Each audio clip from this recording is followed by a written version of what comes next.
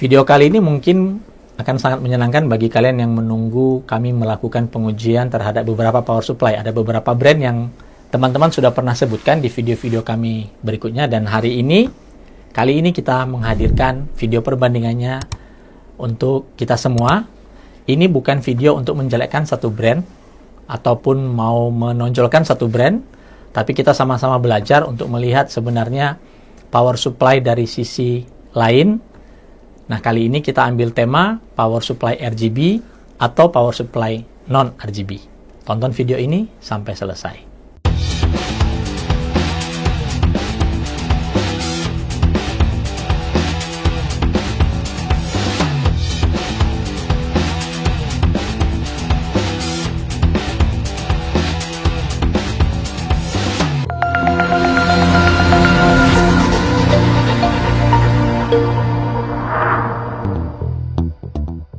Power supply itu sangat penting sekali karena power supply itu yang menyuplai daya ke semua komponen yang ada di komputer kita.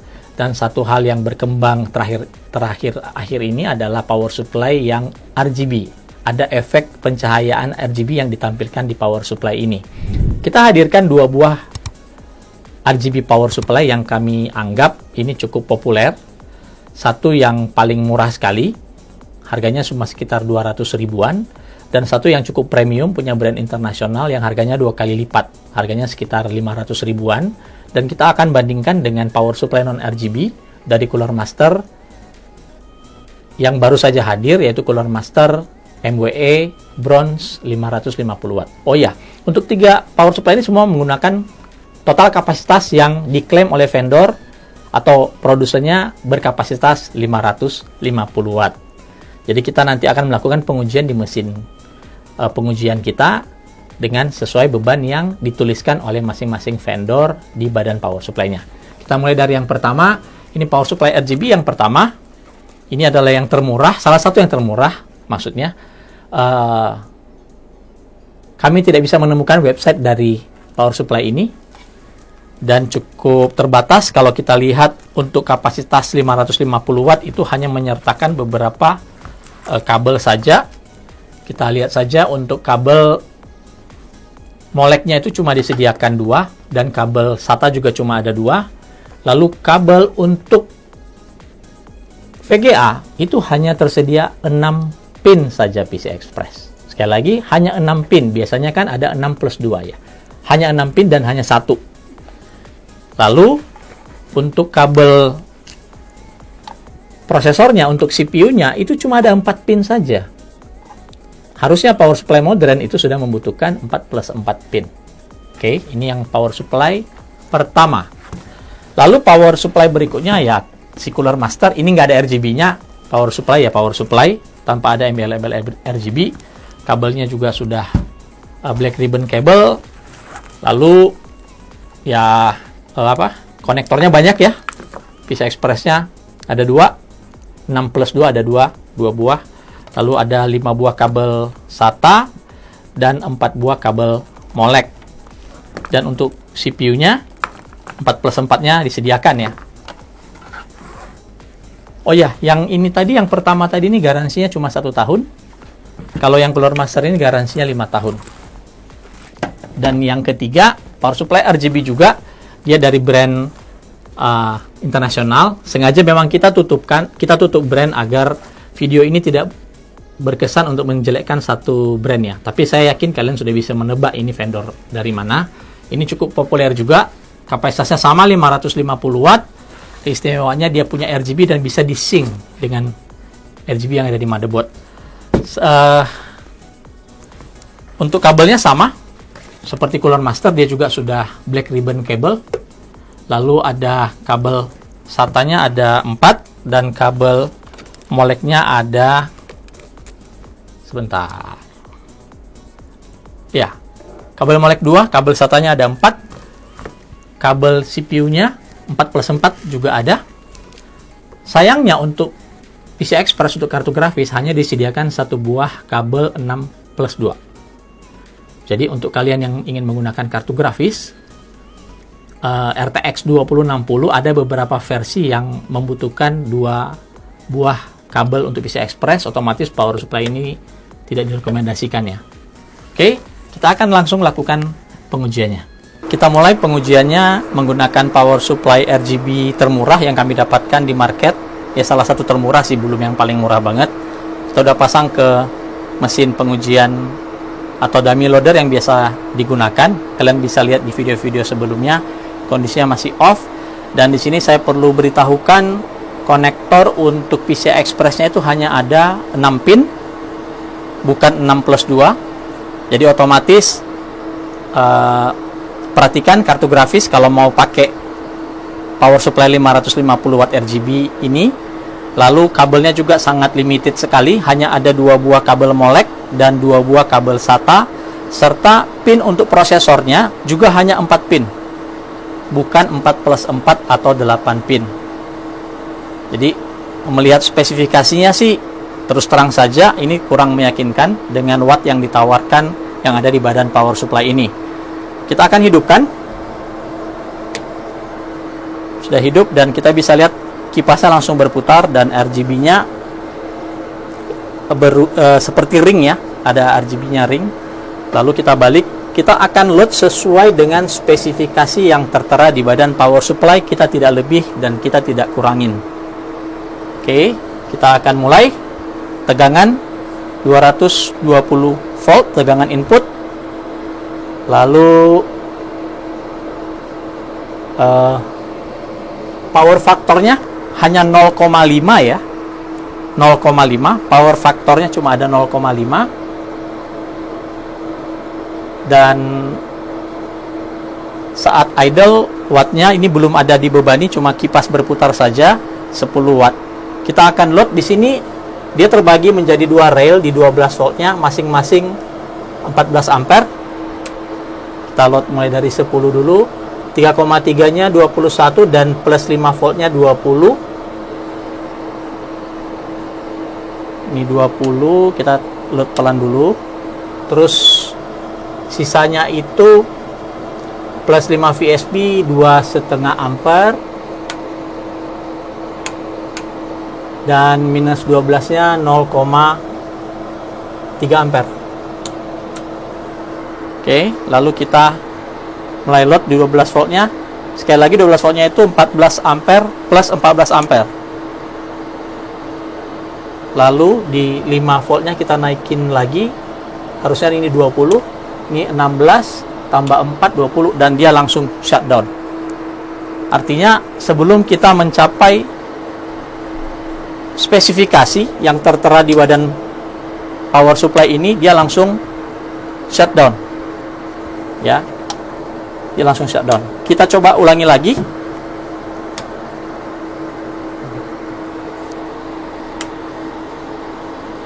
Ini kita kasih 8 ampere dulu saja.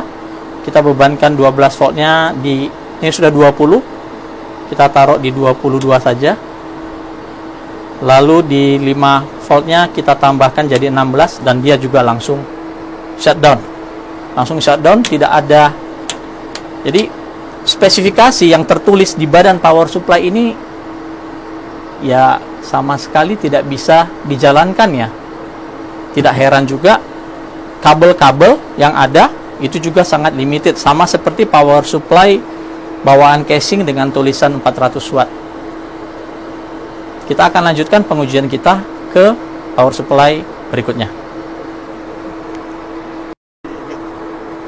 Power supply berikutnya juga power supply RGB, tapi ini dari satu brand internasional yang cukup ternama dan harganya 2 kali lipat dari power supply yang tadi pertama kita coba. Jadi kalau kita lihat spesifikasinya di sini, kita akan bebankan di 3,3 dan 5 itu di 20 ampere, 12 voltnya di 42 ampere. Tapi perlu diingat, kalau kita jumlahkan angka ini ketemunya 650 watt. Artinya ada yang combine. Jadi nantinya kita akan menggunakan pembebanan di 3,3 dan 5 itu masing-masing 8 ampere dan 12 voltnya di 40 ampere, sehingga kita memperoleh nilai sekitar 546 watt untuk full loadnya si power supply ini. Oke, kita akan mulai. Oh ya, satu lagi juga, power supply ini punya RGB yang bisa sync dengan motherboard. Kita sudah hidupkan mesinnya, dan untuk kabel-kabel yang dimiliki oleh power supply ini, pertama ada satu buah kabel PCI Express 6+2. Ya, sayangnya ini 550 watt, umumnya punya 2 ya. Jadi kalian yang ingin menggunakan VGA yang membutuhkan 2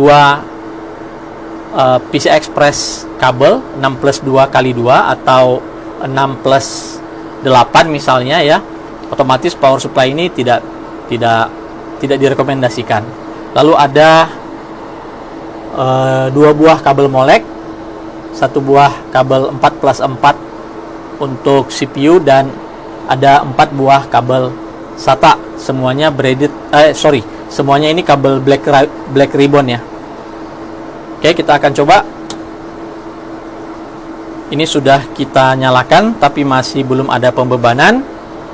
Ya, ini cukup menarik RGB-nya. Ya. Tegangan di 220 volt tegangan inputnya. Lalu kalau kita lihat watt saat idle atau saat belum dibebankan ada sekitar 6 watt ya. Kita akan mulai bebani. Seperti tadi saya katakan, kita akan membebaninya dia itu tidak seperti yang tertulis karena konfigurasinya combine. Jadi 8 ampere di 5 volt dan 3,3, lalu 40 ampere di 12 volt. Kita lihat power supply-nya bekerja dengan baik pada kondisi ini, dan total watt yang diambil atau total konsumsi daya dari listrik adalah sekitar 720 watt lah. Kalau kita cek power correction-nya sekitar 0,9. Lalu kita akan coba untuk menaikkan tegangan menjadi 250 volt.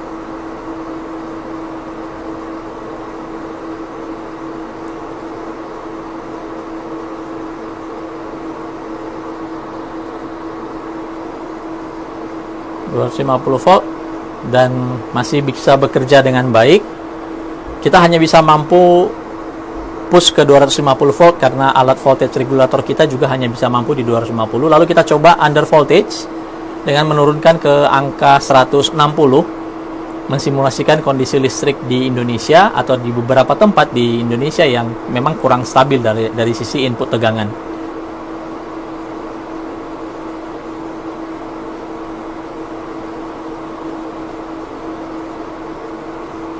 Oke. 180, 170-an.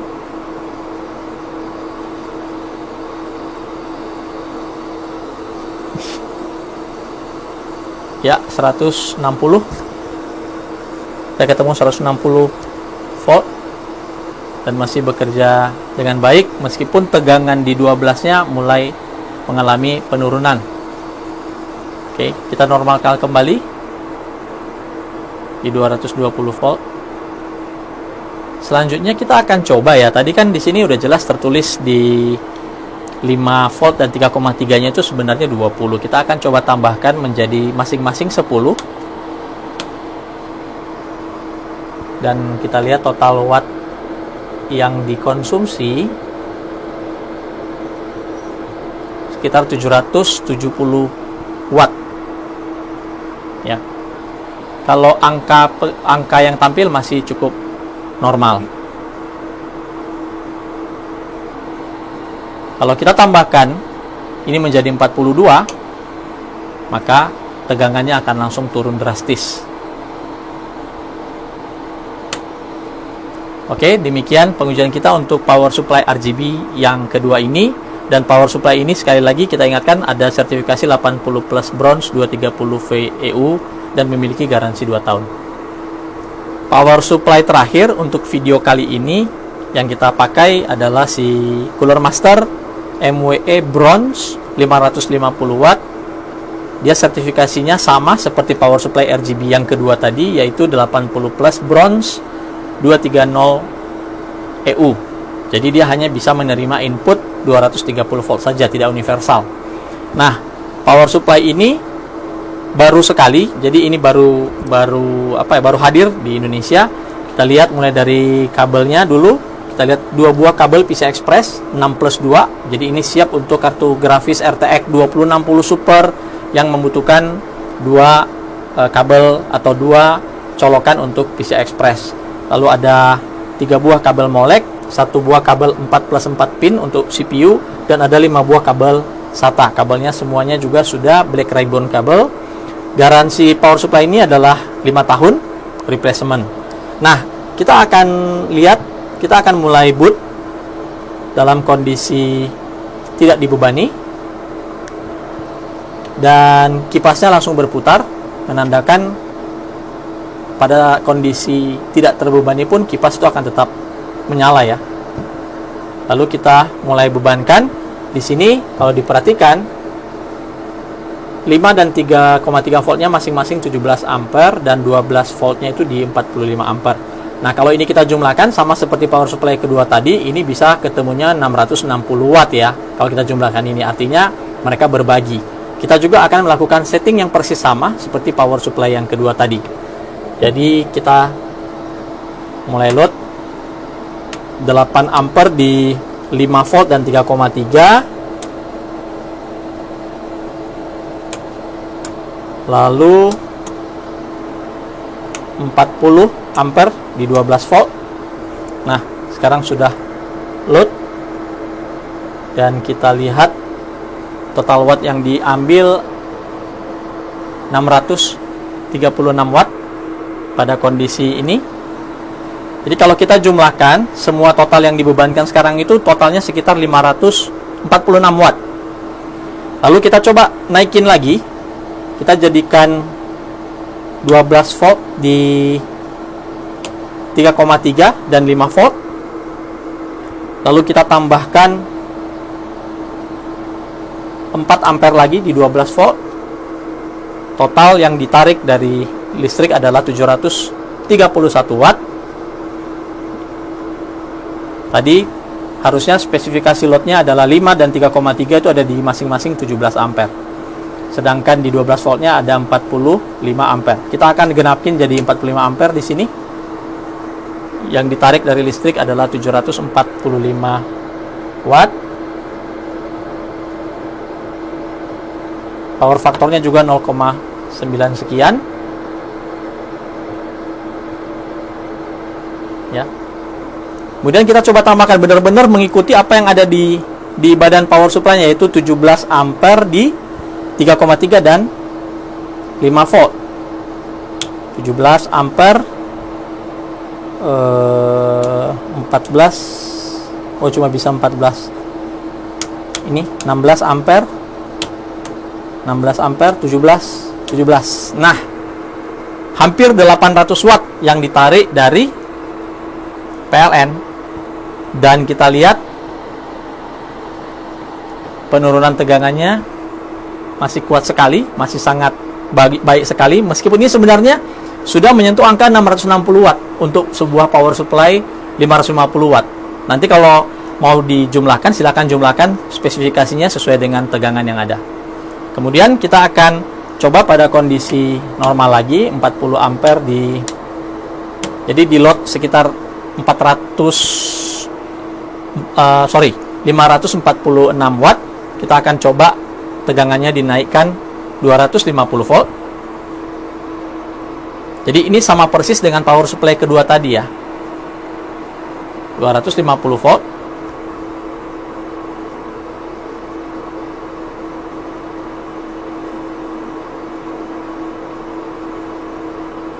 Oke. Masih bisa berjalan dengan baik. Kemudian kita under voltage ke 160, sama seperti percobaan kita di power supply pertama dan kedua tadi yang RGB.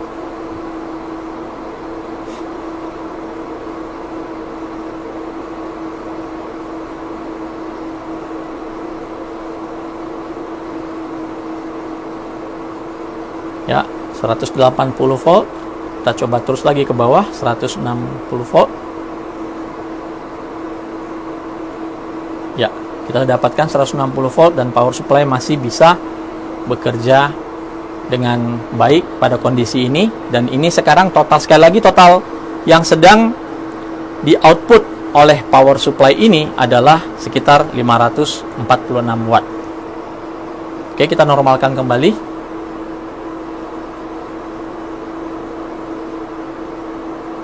Iya, 220 volt. Oke, lalu kita akan lihat daya ketika dia tidak ada dibebankan sama sekali. Jadi dalam kondisi idle,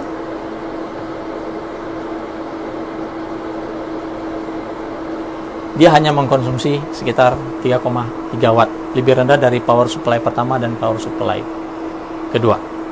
Demikian tadi kita sudah melakukan pengujian pada ketiga power supply ini. Tentunya yang RGB akan lebih nyaman di mata ya, karena efeknya cukup menarik. Sayangnya, kami tidak bisa meneruskan pengujian pada power supply RGB yang pertama ini, yang termurah. Sebab ketika kita mau load saja, yang belum mencapai tulisan yang ada di badan power supply-nya, power supply ini sudah shutdown. Dan ketika kita ulangi, tercium bau hangus sehingga menyebabkan kami menghentikan. Jadi kita tidak bisa meneruskan ke pengujian menurunkan tegangan input ataupun menaikkan tegangan input untuk yang power supply ini. Dan saat ini kondisi power supply ini kami beli sendiri, ini sudah kondisi rusak dan tidak bisa digunakan lagi. Kemudian untuk power supply Cooler Master, kita tadi sudah bersama-sama menyimak pengujiannya. Power supply ini cukup mumpuni, bahkan cukup mengagetkan. Bukan karena ini Cooler Master ya, karena seharusnya dengan desain DC-to-DC yang dimiliki sebuah power supply, dia tidak akan bisa mencapai semua angka yang tertera di badan ini. Karena DC-to-DC itu dia akan membagi 12 volt itu ke 3,3 dan 5 volt. Sedangkan dalam pengujian kita bisa lihat dengan angka yang tertera di sini, power supply ini masih mampu berjalan dengan baik, melebihi spesifikasinya. Jadi kalau kita totalkan ini, total ini adalah 660 watt sebenarnya. Dan untuk power supply RGB ini juga sebenarnya cukup menarik. Ya, cukup menarik dengan harga 500 ribuan, ya, jauh lebih murah daripada Cooler Master sebenarnya dari sisi harga. Namun ya itu, garansinya 2 tahun. Dan ada limitasi ketika kalian ingin menggunakan kartu grafis yang memiliki atau membutuhkan 2 buah PCI Express untuk bisa menghidupkan kartu grafis tersebut.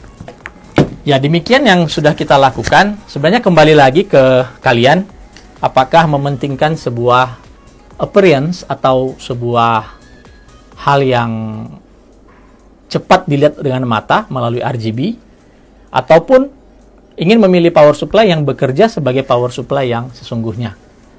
RGB tidak salah, namun ingat, RGB adalah satu marketing yang bisa kadang-kadang membuat kita terlena dan tidak bisa melihat sebuah produk itu sesuai dengan fungsi yang sebenarnya. Contoh di motherboard yang ada RGB ataupun peripheral lain yang ada saat ini RGB-nya.